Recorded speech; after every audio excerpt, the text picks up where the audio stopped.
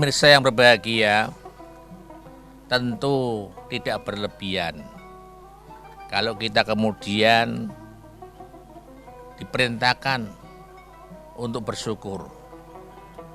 Walaupun sebetulnya perintah Allah bukan karena itu. Maksudnya apa? Bahwa kita itu menerima nikmat Allah luar biasa. Setiap hari, setiap detik kita terima nikmat Allah. Kita minta, kita tidak minta pun Allah berikan nikmat, dan itu banyak.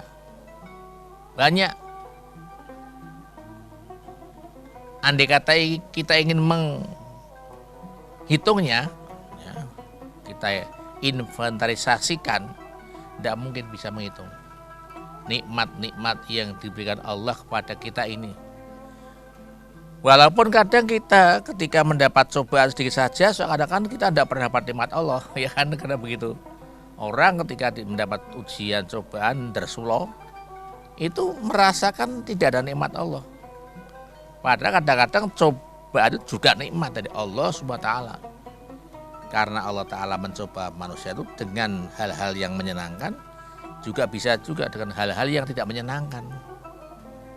Jadi cobaan itu tidak selamanya hal-hal yang tidak menyenangkan.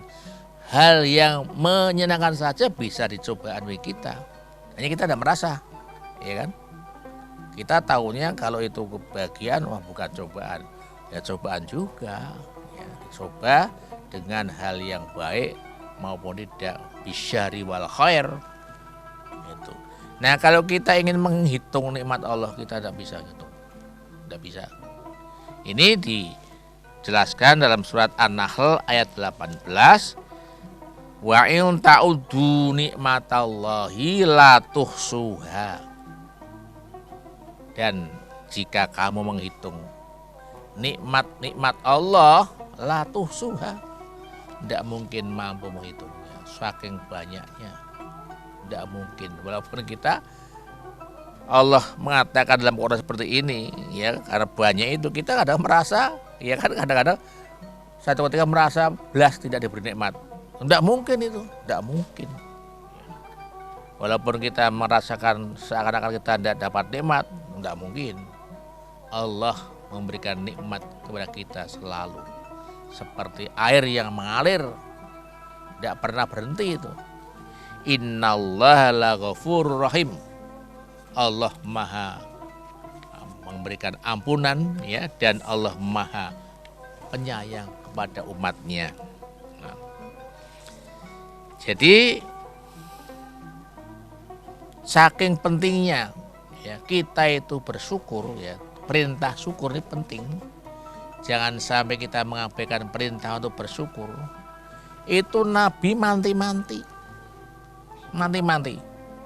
memberikan pesan agar setiap selesai mengerjakan sholat kita bersyukur. Minimal itulah. Kalau sudah setiap saat, setiap waktu, setiap detik, minimal ketika selesai sholat fardu, kita dianjurkan untuk bersyukurkan ucapan. Sebab nanti ada syukur itu ada 3 macam. Ada bil qalbi dengan hati, ada bil lisan dengan ucapan, ada juga bil harokat atau bil amal dengan aktivitas. Ya. Dalam sebuah hadis, ya, yang dipesankan oleh Rasulullah kepada Mu'ad, ya. An Mu'ad bin Jabalin anna Rasulullah sallallahu alaihi wasallam akhadha biyadihi. Satu ketika Nabi Muhammad memegang tangan Mu'ad bin Jabal. Seraya berkata, wa qala ya Mu'ad, wallahi inni la uhibbuka, Mu'ad, sungguh aku mencintaimu, sungguh aku menyayangimu, kata Rasulullah. Beliau mengucapkan lagi, wallahi inni la uhibbuka, sungguh aku mencintai kamu Mu'ad.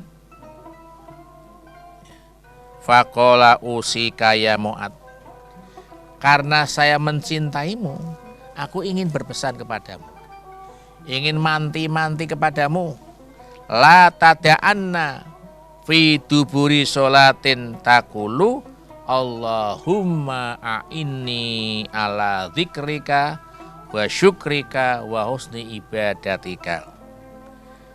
Aku berpesan agar setiap akhir kamu sholat fardu supaya berdoa Allahumma a'inni ala dzikrika wa syukrika wa husni ibadatika. Ya Allah, bantulah aku untuk mengingatmu, bantulah aku untuk mampu bersyukur kepadamu, bantulah aku untuk memperbaiki ibadahku kepadamu ya Allah. Nah, jadi memang kita tidak punya daya upaya apa-apa, bahwa kemudian kita bisa berbuat baik, bahwa kemudian kita bisa menghindarkan keburukan, itu semata-mata karena pertolongan Allah, taufik Allah. Wala haula wala quwata illa billahil alil azim. Makanya jangan sok merasa ya, ketika kita bisa beribadah merasa sudah hebat. Ketika kita sudah bisa menghindari maksiat, merasa sudah hebat. Itu semua tidak mungkin kita lakukan tanpa bantuan, tanpa pertolongan Allah. Kita tidak punya daya apa-apa tanpa Allah. Maka kemudian Nabi Muhammad menganjurkan supaya kita selalu minta bantuan Allah, supaya kita selalu ingat Allah di mana saja, kapan saja, bagaimanapun juga kita harus ingat Allah. Saya tadi menyampaikan, jangan sampai ingat Allah hanya di masjid, di musola, di majelis taklim saja, tapi kapanpun, dimanapun, bagaimanapun Allah bersama kita, ingat kita. Yang kedua, kita minta kepada Allah supaya mampu bisa menyebut, ya.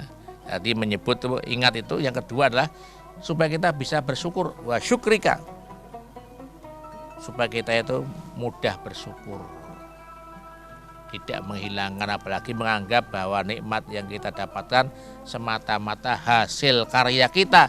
Wah, fatal ini, fatal ya. Kadang-kadang sih sukses, saya bisa sukses karena saya sudah berbuat seperti ini, menggunakan teori ini, sampai menghilangkan peran Allah. Ini juga tidak benar, ya, tidak benar.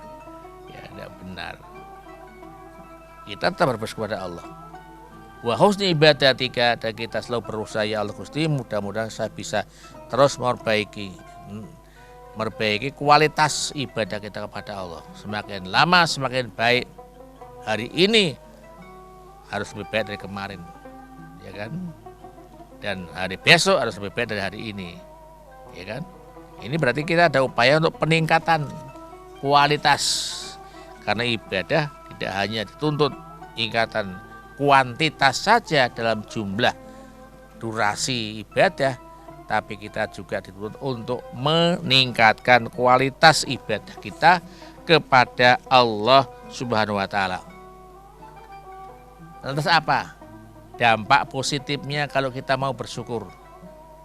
Jangan kemana-mana pemirsa, setelah yang berikut ini.